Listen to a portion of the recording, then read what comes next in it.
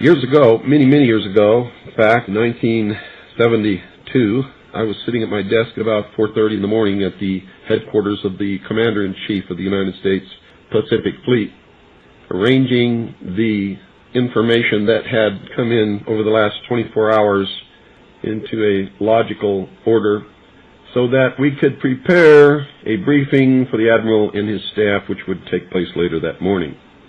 Among the papers I found on my desk was a document entitled Operation Majority, and it was not the entire paperwork involving this operation, but was merely a synopsis of the operation and projects contained under it. One of these projects was called Project Red Light. The purpose, according to this document, was to back-engineer captured extraterrestrial technology for adaptation into the United States space program. Now, I have since come to believe that the extraterrestrial portion of all of this is nonsense, but that the technology is real. I believe that many of us were shown these documents over the years so that later we would talk about it. I mean, how can you keep the existence of extraterrestrials, if they were real, a secret? And how could anyone keep quiet knowing that they had seen documentation, official government documents labeled top secret, that expressed that these extraterrestrials were real and had visited this earth? I wanted to know just how true all of this was, and I began a program of research to find out if extraterrestrials were real. The first thing I did was collect every bit of documentation that I could find, both from the Freedom of Information Act, from the research of others, from books that had been printed on the subject of UFOs, and of course through my network of friends in the intelligence community. What I discovered was amazing. What I discovered, ladies and gentlemen, is that there has been a plan in existence since about 1917, and probably before that, to create an artificial extraterrestrial threat to this earth in order to create a one-world totalitarian socialist government. One of the first documents that I found in my search was this one, the Imperial Japanese Mission 1917, a record of the reception throughout the United States of the special mission headed by Viscount Ishii. And when the Imperial Japanese Mission was in New York City, they had a dinner, and some pretty famous people spoke at this dinner. One of them was John Dewey. John Dewey is the father of our failing, disastrous public education system. Here's what he said. Listen very carefully. John Dewey, professor of philosophy in Columbia University, who was the next speaker, was listened to with great intentness. He said, quote, "Someone remarked that the best way to unite all the nations on this globe would be an attack from some other planet.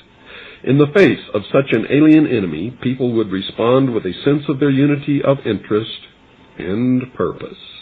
Unquote. Now, bear in mind, folks, that's 1917. One of the next documents that I found, and I found quite a few, but one that's pretty important, is called a Report from Iron Mountain, the Probability and Desirability of Permanent Peace. Now, I encourage you to find this book, wherever you can find it. I don't know where you can get it, but find it. Page 66. Credibility, in fact, lies at the heart of the problem of developing a political substitute for war. This is where the space race proposals, in many ways so well suited as economic substitutes for war, fall short. The most ambitious and unrealistic space project cannot of itself generate a believable external menace. It has been hotly argued that such a menace would offer the last best hope of peace, etc., by uniting mankind against the danger of destruction by creatures from other planets or from outer space. Experiments have been proposed to test the credibility of an out-of-our-world invasion threat. And it continues on another page. Nevertheless, an effective political substitute for war would require alternate enemies, some of which might seem equally far-fetched in the context of the current war system. It may be, for instance, that gross pollution of the environment can eventually replace the possibility of mass destruction by nuclear weapons as the principal substitute for war. Are you beginning to get the message, folks? Poisoning of the air and of the principal sources of food and water supply is already well advanced, and at first glance would seem promising in this respect. It constitutes a threat that can be dealt with only through social organization and political power.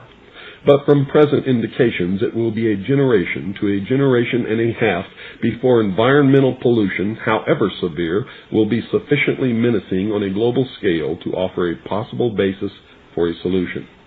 However unlikely some of the possible alternate enemies we have mentioned may seem, we must emphasize that one must be found of credible quality and magnitude if a transition to peace is ever to come about without social disintegration.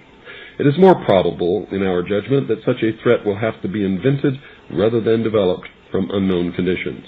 Ladies and gentlemen, they have created so many alternate enemies in order to bring about their one-world totalitarian socialist state that we don't know which enemy to believe is real or is false, or whether to just toss them all out on their ears.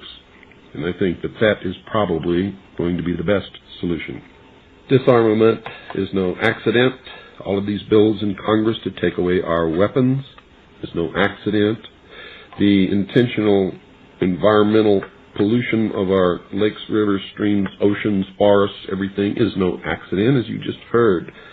These things were planned many, many years ago. All the bombardment of the public with movies about flying saucers in the 50s, right after the United Nations Treaty was signed and the UN Participation Act was pushed through Congress, and all of the incidents since that have convinced the majority of the American people that flying saucers are real and extraterrestrials exist, and that flying saucers are from an extraterrestrial origin. This is being promulgated in many ways, by television commercials, in the movies, in the newspapers, by creating incidents either real or imagined. I believe, because of my research and because of the extensive documentation that I've found and that is in my book, that this whole scenario has been created to give us an artificial alien threat from outer space. During the Reagan administration, he made 6 speeches, specifically talked about a threat from outer space by some other species from some other planet. 6, ladies and gentlemen. Why would the president repeat the same thing 6 times, tagged on to the ends of speeches by him? The speechwriters did not put that in the speech. Ronald Reagan added it himself. Perhaps we need some outside universal threat. I occasionally think how quickly our differences worldwide would vanish if we were facing an alien threat from outside this world.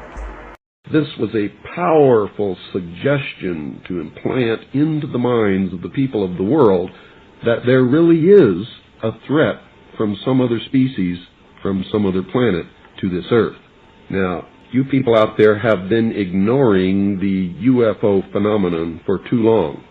It has all the earmarks of the most successful, most sophisticated mind control operation in the history of the world, and you are ignoring it. What better way to implement a plan to bring about a one-world government than to create the possibility in the minds of the people of the world that we are being threatened from some other species, from some other planet, and do it in a way that if anybody questions it or challenged it or wants to talk about it publicly, that they are ridiculed. And the ultimate goal is to make the earth look very small, to present the people of the world with an external threat to this earth, a superior race from some other planet, vastly superior to us in intellect, philosophy, and technology, in order to cause the dissolution of nation-states, the dissolution of all existing religions, and the formation of the world totalitarian socialist government.